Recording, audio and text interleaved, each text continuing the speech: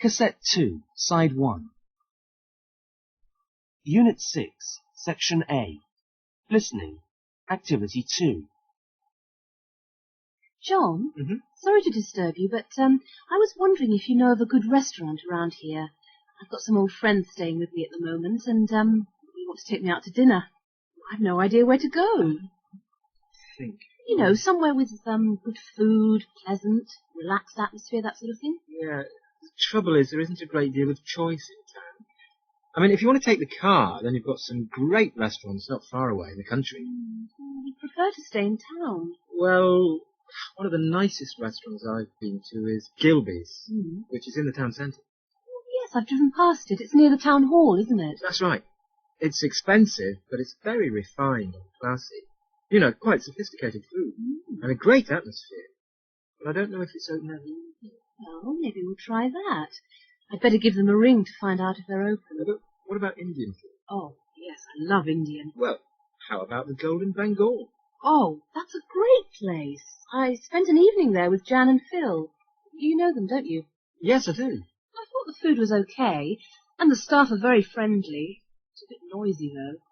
I suppose it was because it was a Saturday night. But it's worth going back to. I quite liked it. Oh, what about Gino's? I went there to celebrate my promotion last year. The wine was really excellent. Yeah, I've been there, but I didn't rate the food much. It was a bit disappointing. I mean, the helpings were enormous, but my lasagna was cold, and the service was a bit slow. It's one of those cliché Italian restaurants where the waiter comes round with an enormous pepper mill and grins at you. Unit 6, Section A.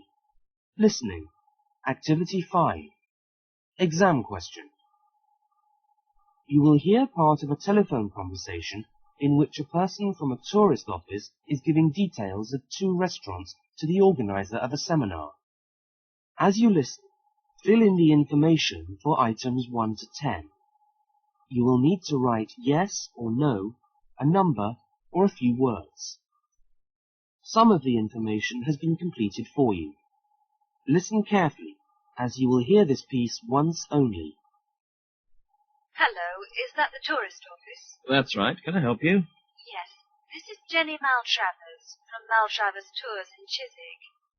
We do guided tours and study seminars, and we're planning a visit to Bath with a group of people. Okay, yes?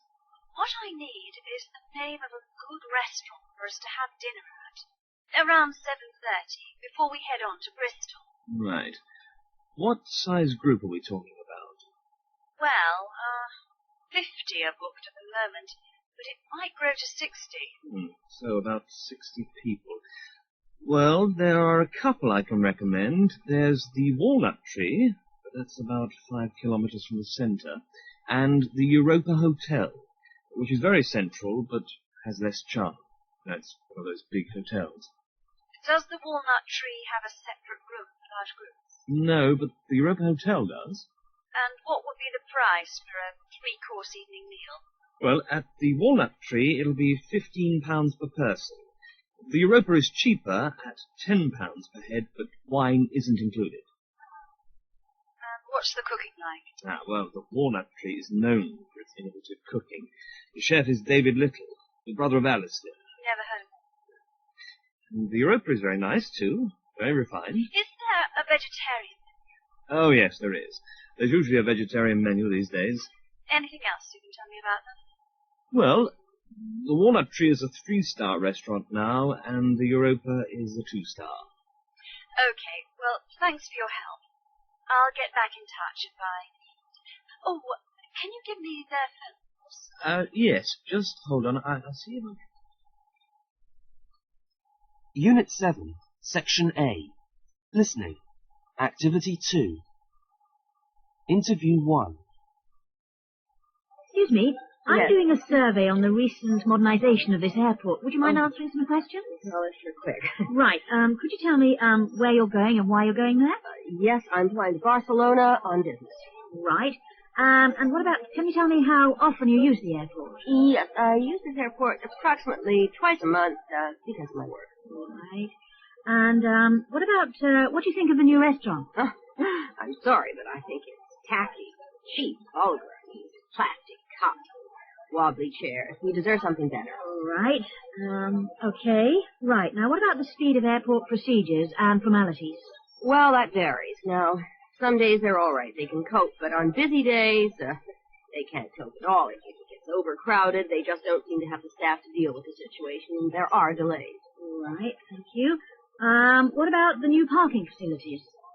In my opinion, the parking is too far from the terminals. I know there's a courtesy bus, but it isn't frequent enough. Right. What about the transport links to the airport? Transport facilities, public transport is pretty good. I think there are frequent rail services and buses. Yes, I think it's pretty good. Okay. And the new signposting in the airport, what do you think of that? Well, I think it's deplorable.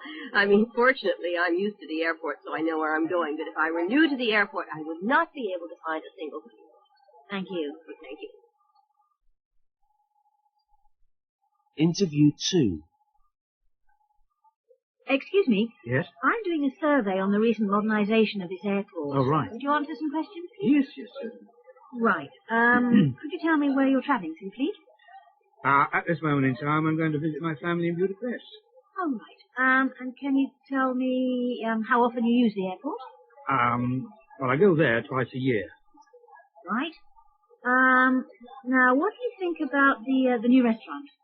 Well, if you're here for a short while, you'd choose fast food because it's got to get served very quickly. So, as I've only had fast food here, I didn't go for the other things in the menu. I think it's pretty good. All right. Acceptable. Good, thank you. Now, what about the speed of the airport procedures and formalities? Oh, it's very slow. I mean, it's full of hold-ups, isn't it? One thing you're into another, and then security, and you're out of there. And I find it all like giraffes in the zoos. It's very slow. Right, thank you. Now, what about the new parking facilities? Oh, that's very good. It's very convenient. You can get in, everything's marked, and you know which section you're in, but you have to pay for all that, of course. It's very expensive, I think. Yes, okay. The transport links to the airport, what do you think about that? Well, I came by car, so I don't really know. Okay. Mm-hmm. And then what about the new signposting in the airport? New signposting? As bad as it's ever been. Oh, I've been going round in circles. You follow a sign and you find that the arrow's pointing the other way. Right, thank you. Interview 3. Excuse me, I'm doing a survey on the recent modernisation of the airport. Oh. Would you mind answering a few questions? No, not at all. Right, first, could you tell me where you're going? I'm going to Istanbul on holiday. Right, thank you. And could you tell me how often you use the airport? Well, this is the first time I've flown. Oh, okay. I'm rather excited, but a little bit nervous. Right, yes. What's your opinion of the new restaurant? Yes, I tried that earlier. It's expensive, and I didn't think there was a lot of choice, but the quality was quite good. Okay. What about the speed of airport procedures and formalities? What do you mean, the check-in and things? Yes. I thought they were very good, actually. Yeah, in fact, I think my case was a little bit heavy, but the guy was very friendly and sort of, he took it on, and I took a while to get all my documents out, but they were, very patient, very friendly, yeah. Good, right. What about the new parking facilities? I don't know anything about that because I came by train. Oh. But that was on time and very good and convenient. The platform was very near the this concourse. Right. Yeah. So you would say that the transport links to the airport are pretty good then? Yeah, terrific. Right, okay. And what about the new signposting in the airport? Well, it seems fine. I had to find a loo. Variously, no, I haven't got lost yet. Right. Thank you. Okay. Unit 7, Section A. Listening. Activity 4. Exam question. You will hear various people talking. They are being interviewed on a variety of topics. You will hear the people twice. Task 1. Look at the topics listed below. As you listen, decide in what order you hear them mentioned and complete the boxes with the appropriate letter. 3 topics will not be used. Extract 1. Excuse me, we're doing some research. Have you got a moment? Sure. We're finding out about childcare facilities in this area, and I was wondering if you would answer some questions. Well, I suppose so, but I'm not sure I can help very much. I don't have any children, you see, and I don't like them very much, actually. Extract 2. Can you give an indication as to which way you're going to vote, sir? I thought it was a secret ballot in this country. Yes, but... I thought that constitutionally I had the right not only to vote, but also not to reveal how I voted to every Tom, Dick and Harry who asks me. Am I right or am I right? You're right, sir. I disapprove of this kind of survey anyway. Extract 3. Is that Mr. Jenkins? Yes? I was just ringing to give you my congratulations, Mr. Jenkins. What for? You've won a fabulous 2-week holiday in St. Lucia. What? You're kidding. No, I'm not. This is Grove and Hill Travel Agents, and you've won our first prize in this month's travel competition. That's amazing.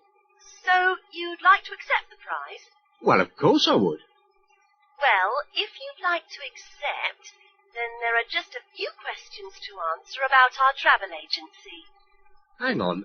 I thought you said I'd won. You will have as soon as you've answered these questions. What kind of questions? With just a few questions about the service our travel agency can give and how we can improve it. No. I'm sorry, but you've set me up, haven't you? This is a trick, isn't it? Some kind of advertising stunt. No, I'm sorry, but I'm not going to.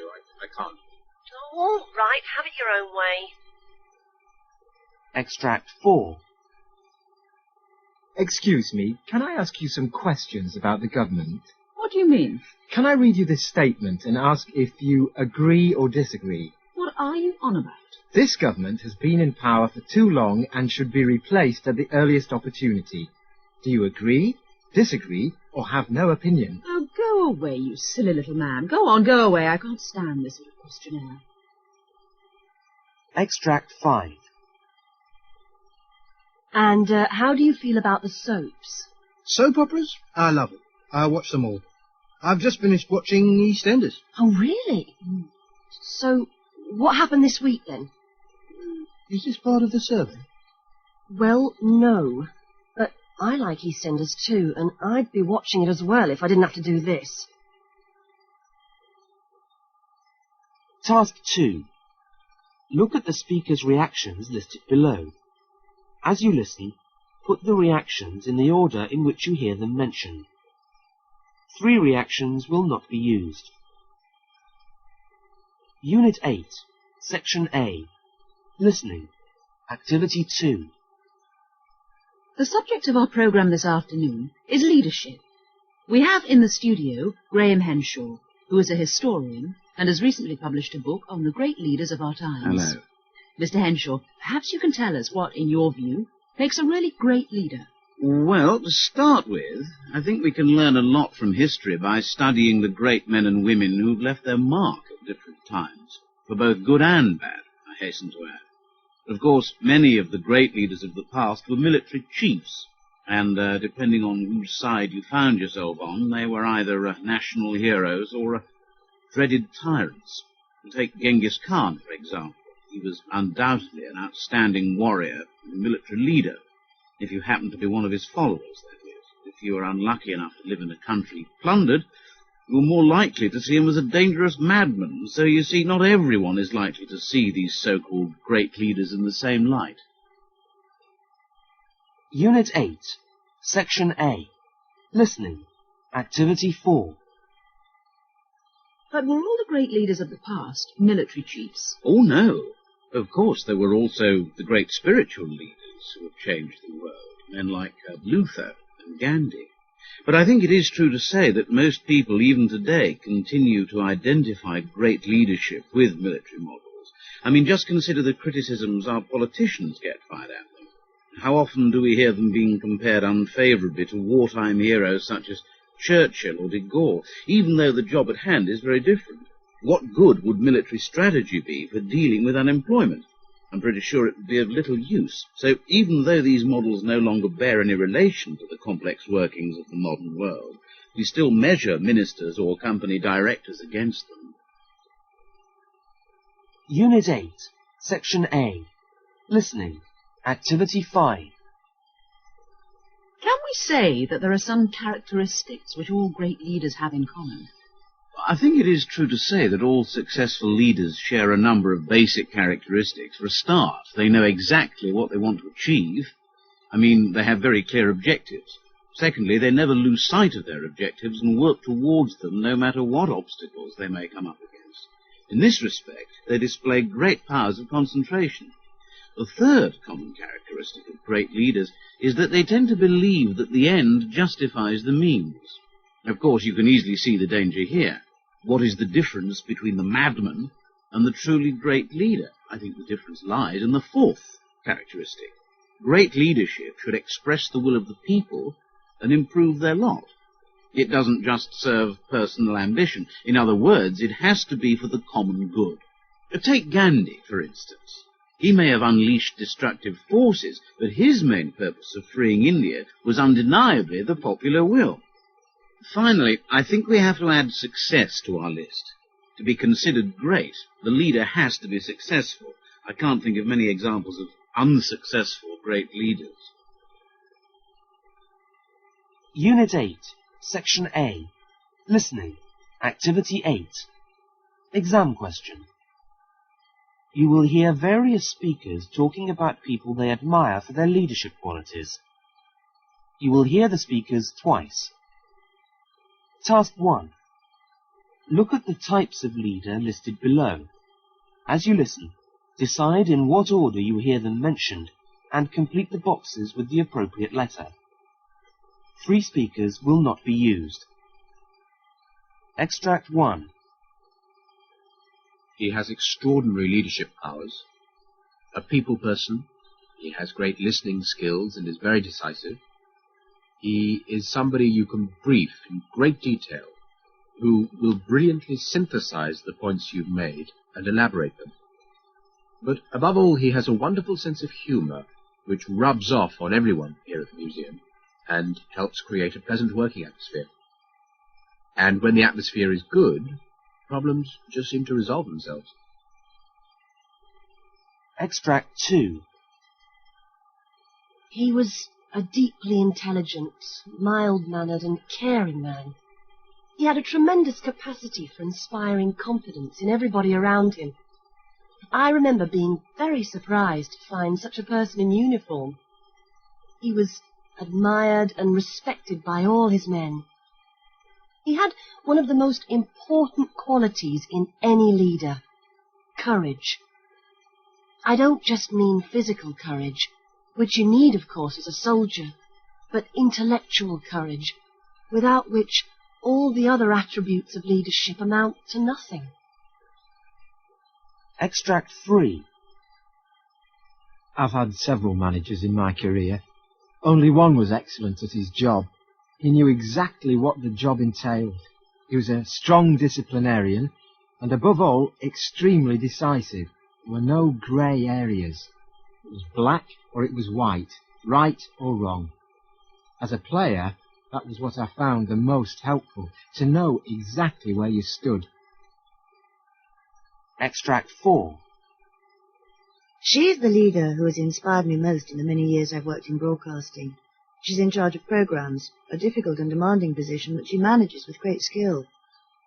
She has a great many qualities essential to the television world: enthusiasm, a willingness to delegate, and a sense of humour. I'll add the ability to have a wild idea and the courage to go with it, even if it runs against all the objectives. But I think what I admire her for most is her clarity of purpose and her ability to communicate it clearly to others. Extract 5. I've worked under her at the agency for 2 years now and admire her immensely. She started out in sales and only went into advertising quite late in life. I suppose it was this start to her career that helps her understand the sort of problems faced by staff. Her particular quality is her innate antipathy to anything unpleasant. No one ever hears her say anything nasty about anyone. Without saying anything, she sets a standard in her behaviour so that people feel uncomfortable behaving badly, inadequately, or inefficiently. Task 2. Look at the leadership qualities listed below. As you listen, put the qualities in the order in which you hear them mentioned, and complete the boxes with the appropriate letter. 3 qualities will not be used. Unit 9, Section A. Listening. Activity 2. There's a chance that the heavy seas will break up the oil, which is described as light crude, but it will be an anxious 3 or 4 days before we know the extent of the damage to wildlife and to the coastline of what was, until now, some of the most unspoilt countryside in Britain. Thank you, Peter. Peter Snell, reporting from the Hebrides. We'll bring you more news as we get it. So, with the news of yet another oil tanker disaster, this time much closer to home, I asked John Henderson, a Lloyd's insurance broker, why these catastrophes keep happening, despite the modern equipment that is available to tankers today. Well, the point is that the majority of ships are not that new at all. In fact, the average age of tankers these days is over 13 years old, and the average age is getting older. Why is that? Well, a large number of ships were built in the boom years of the 70s, but the decline in oil supplies meant that new ships weren't needed, and the older ships were not replaced. So one cause is that the ships are too old. Yes, that's right. Remember the Aegean Sea, for example, which was over 20 years old, which is really quite old for such a large ship. Remind us of the damage the Aegean Sea caused. Well, it went down in 1992 off the coast of northwest Spain and lost 70,000 tons of oil in one of Spain's richest fishing grounds. But was it the age of the tanker which was the cause of the sinking? Strictly speaking, no. It was caused by human error when the ship ran aground, but it was made worse because the age of the ship meant that the situation couldn't be retrieved. So, the age of the ship and human error are 2 causes of these catastrophes. Can't the risk of human error be avoided by the ship's equipment? You would think so, wouldn't you? But even a modern, well-equipped ship like the Exxon Valdez, which went down in 1988, ran aground because of human error. This was in Alaska, wasn't it? That's right, Alaska in 1988. Any other causes? A third cause, of course, is the weather. It can be extremely dangerous in a storm, and these huge tankers are at the mercy of the waves. For example, it was the heavy seas that caused the fate of the Katina P in April 1992. Where was that? Off the coast of Mozambique. And how old was the Katina P? 26 years old. So even older than the Aegean Sea. That's right. As I said, the age of the ship seems still to be one of the main causes for these disasters. Only the year before the Katina P went down, a 22-year-old ship called the Kirky was lost off the coast of Australia. So what's being done about it? Well, there is legislation being brought in, and there's a chance that the older ships will have been phased out by the early 21st century. But until then... Until then, this may not be the last of the disasters. John Henderson, thank you for joining us. Thank you. Unit 9, Section A. Listening. Activity 5. Exam question. You will hear various people talking about a tanker disaster. You will hear the people twice. Task 1. Look at the types of person listed below. As you listen, decide in what order you hear them speak and complete the boxes with the appropriate letter. 3 people will not be used. Extract 1. We are very aware of the hardship that the loss of our client's tanker will cause you individually and the community as a whole, which is why I've come here to reassure you that the liability is covered by the ship owner's policy and all your claims for compensation will be met by my company. Extract 2. You cannot believe the damage the oil has caused out there. I went to sea this morning, and there's nothing but dying seals and dead fish. It'll take years for the sea to restock itself. And it's not just my livelihood which has been wiped out. It's going to affect everyone around here, from shopkeepers to hotel owners. It's an absolute disaster. Extract 3. We're very aware that the situation is critical, and in the short term, we are devoting both resources and finance to clean up the beaches and to support the local community. In the long term, we intend to introduce legislation which will lead to tighter controls on chartering older ships and banning those which do not meet the safety requirements from entering British waters. But the immediate concern is to bring relief to the community as quickly as possible. Extract 4. Every time this sort of disaster occurs, the response from the government is always the same. Legislation will be brought in to do this. Every effort will be made to do that. But nothing happens at all. The seas around here will be polluted and the wildlife destroyed for the next 10 years.